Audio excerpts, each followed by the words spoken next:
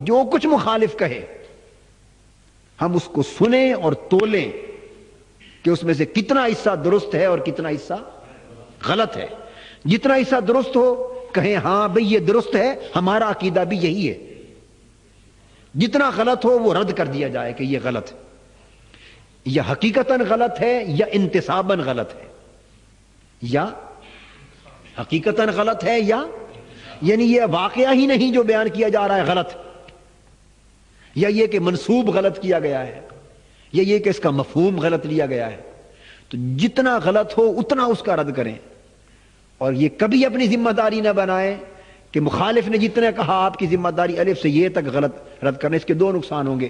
ایک تو تکلیف مالا یطاق کہ مفت کی مصیبت آپ نے گلے ڈال لی. کیا جتنا درست تھا اس کو بھی رد کرنا آپ نے اپنے ذمہ لے لیا، اور جو غلط تھا اس کا بھی رد کرنا ذمہ لے لیا. اور دوسرا غلط کو تو رد کیا تو برکت ہوئی، اور اس ضد میں جب سچ کو بھی رد کر بیٹھے تو آپ کا عقیدہ جو درست تھا مقابلے میں وہ بھی خراب ہو گیا. اس لیے امام غزالی رحمۃ اللہ علیہ اور اکابر اولیاء کرام نے مناظروں کے طریقے سے توبہ کی کہ مناظرے میں یہ خرابی ہوتی، مناظرے میں یہ خرابی ہوتی ہے. کیسے؟ دونوں سمتوں سے کہ آپ جو مخالف پہ الزام لگاتے ہیں مناظروں میں یہی ہوتا ہے، اور مناظرانہ طریقوں میں یہ ہوتا ہے کہ آپ جانتے ہیں کہ جو بات میں مخالف کے اوپر دھر رہا ہوں یہ ساری کی ساری اس کے عقیدے میں نہیں. میں اس کو نیچا دکھانے کے لیے، اس کی زبان بند کرنے کے لیے، اس کو کمزور اور ناکام کرنے کے لیے اس کے اوپر یہ لگا رہا ہوں الزام. اور یہ بھی آپ کو پتا ہے کہ جو الزام اس پر لگایا جا رہا ہے دوسرے مقام پر اس کی توضیح موجود ہے، مگر آپ اس کو چھپاتے ہیں. آپ کتمان حق کرتے ہیں، آپ کتمان حق کرتے ہیں، اور کبھی التباس کرتے ہیں، کبھی کچھ چھپاتے ہیں اور کچھ ظاہر کرتے ہیں تاکہ آپ چھپا دیں. ممکن ہے اسے بھی خیال نہ آئے اور وہ اسی چکر میں پھنس جائے، چونکہ کرنا تو اس نے بھی وہی ہے نا جو آپ کرتے ہیں، کہ جتنا الزام آپ نے لگایا اس نے بھی سچ اور غلط کی پرکھ نہیں کرنی، اس نے بھی الف سے لے کے یہ تک سارے کو رد کرنا اپنا فرض بنا لینا ہے. لہذا جو آپ نے چھپا دیا وہ چھپا رہا، اور جب اس نے آپ پر الزام لگایا تو اس نے جو چھپا دیا وہ بھی، چونکہ آپ نے بھی الف سے یہ تک پوری کا رد کرنا شروع کر دینا ہے. تو نتیجہ کیا ہوگا کہ عقیدہ اور بیان دونوں کا بگڑ جائے گا. افراط ہوگا، تفریط ہوگی، غلو ہوگا، زیادتی ہوگی، تہمت ہوگی. سو مناظرانہ روش دین میں کبھی خیر کا باعث نہیں ہوئی.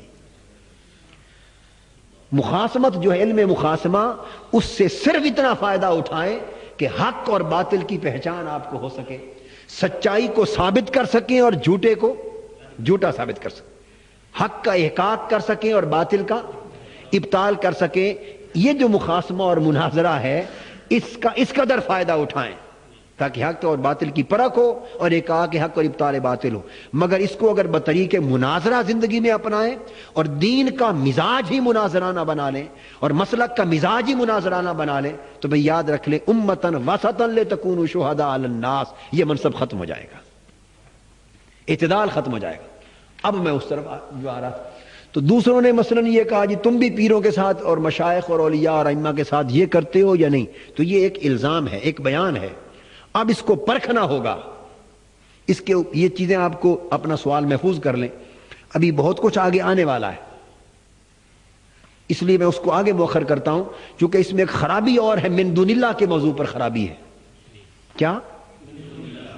جہاں من دون اللہ قرآن مجید میں آیا ہم اس کو بغیر سوچے سمجھے سمجھتے ہیں کہ من دون اللہ کا بیان جہاں ہو اس میں انبیاء، اولیاء، ملائکہ، مقربین اور صالحین کبھی بھی شامل نہیں ہوتے.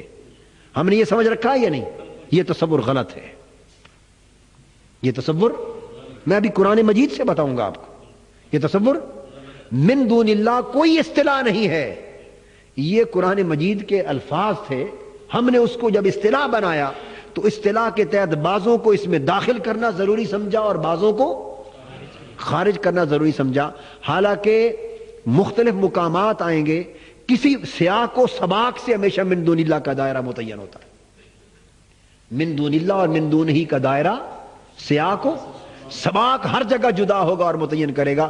کہیں صرف اس سے مراد بت ہوں گے، تواغیت ہوں گے، اوثان ہوں گے، کہیں سے مراد کفار و مشرکین ہوں گے، کہیں ملائکہ کے نام پر گھڑے ہوئے بت ہوں گے، کہیں صلحاء کے نام پر گھڑے ہوئے بت ہوں گے، اور بعض مقامات ایسے بھی ہیں جہاں غیر سے نفی عبادت کے بیان میں انبیاء کا بھی ذکر آیا تو وہ بھی اس دائرے میں ان کا بیان آئے